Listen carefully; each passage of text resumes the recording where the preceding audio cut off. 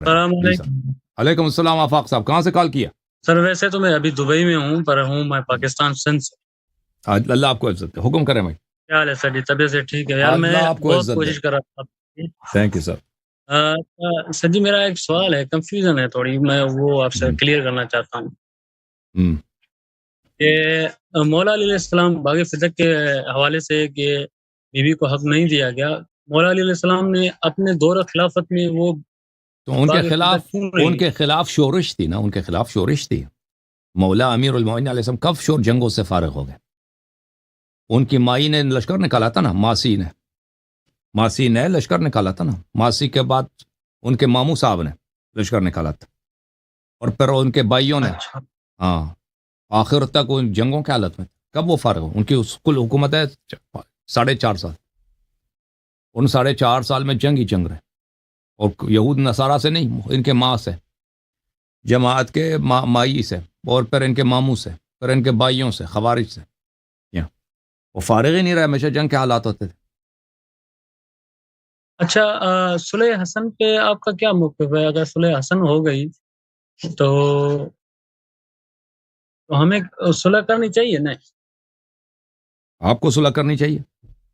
کس سے صلح کرنا آپ نے؟ صلح امام حسن نے صلح کی جو معاویہ کے ساتھ. آپ کیا سمجھتے ہیں کس لیے صلح کی ہے؟ وہ تو آپ سے ہی میں پوچھنے آیا ہوں, اس کا تھوڑا آپ مجھے بتا دیں. تو ہوا یہ تھا کہ امام حسن علیہ الصلاۃ والسلام کے لشکر کے جنرلوں نے معاویہ سے رشوت لیا تھا, اور انہوں نے معاویہ کو خط بھیجے تھے کہ آپ جب چاہیں ہم امام حسن علیہ السلام کو ہاتھ باندھ کر آپ کے سامنے پیش کریں گے. اور ان کے فوج کا سالار تھا عبید اللہ ابن عباس, ان کے چچا کا لڑکا. وہ کچھ پیسے لے کے وہ خود معاویہ سے جا کے ملا تھا, اور فوج کے افراد نے خود امام حسن علیہ السلام پہ حملہ کیا تھا, ان کے پیر مبارک کو خنجر مار کے زخمی کیا تھا, ان کو قتل کرنے کی کوشش کی تھی. اور یہ مختار تھا مدائن میں, یہ بھی لالچ میں آ گیا تھا. اس کا چچا مدائن کا, جب امام علیہ السلام زخمی ہو گئے تھے, اس کا چچا مدائن کا گورنر تھا, تو اس نے اپنے چچا سے کہا تھا کہ معاویہ تو بڑے پیسے دے رہا ہے, ابھی بہترین موقع ہے, امام حسن علیہ السلام زخمی ہے, اس کو پکڑ کے باندھ کے لے کے جاتے ہیں معاویہ کے پاس, وہ ادھر قریب ہی تو ہے, اس کا لشکر قریب ہی ہے, وہ اتنا پیسہ ہمیں دے گا, ٹھیک ہے نا.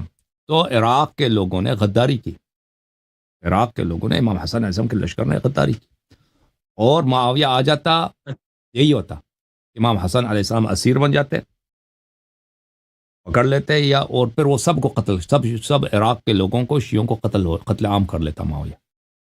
اگر وہ فتح کر لیتا اس صورت میں, سب قتل عام ہو جاتے. تو یہ امام حسن علیہ الصلاۃ والسلام نے اپنی جان کی حفاظت کے لیے, اپنے اہل عیال کی جان کی حفاظت کے لیے, اہل بیت علیہ السلام, امام حسین علیہ السلام کی حفاظت کے لیے, کہ ان کا خون نہ بہے, کہ بچے کو خون نہ بہے, اور بے گناہ لوگ یہاں پہ قتل عام نہ ہو جائیں, کیونکہ قتل عام ہونا حتمی تھا, شکست حتمی تھا. معاویہ کے خلاف فتح نہیں ہو سکتا تھا, کیونکہ معاویہ کی بہت بڑی لشکر تھی, اور سامنے سے امام حسن عسکری علیہ السلام, امام حسن مجتبی علیہ السلام کی جو لشکر تھی وہ ٹوٹ پھوٹ چکا تھا, اور لشکر سب جو بڑے جنرل تھے ان کی حالت میں نے آپ کو بتا دی. تو امام حسن مجتبی علیہ الصلاۃ والسلام نے اس وقت ایک ہی راستہ تھا ان کے سامنے, یا جنگ کرتے, جنگ ممکن نہیں تھا, اور وہ شہید ہو جاتے, امام حسین علیہ السلام بھی شہید ہو جاتے, سب اہل بیت شہید ہو جاتے, اور عراق کے سب لوگ مر جاتے. کربلا میں 72 مرے تھے نا, 72 شہید ہوئے تھے. ہاں, معاویہ 72 نہیں 7 لاکھ لوگ کو قتل کر لیتا عراق میں, اور بہت آسانی سے کر لیتا, سب قتل عام ہو جاتا. اچھا. اور سر میں نے اب سنا ہی نہیں بھائی, اس نے بات کاٹ دی, سمجھ نہیں آئی بات. نہیں, وہ میں سمجھ گیا آپ کی بات میں. صحیح کیا نہیں کیا امام حسن علیہ السلام نے؟ نے بے شک صحیح کیا, اور ویسے بھی دیکھا جائے تو شرائط پہ بدل نہیں ہوا.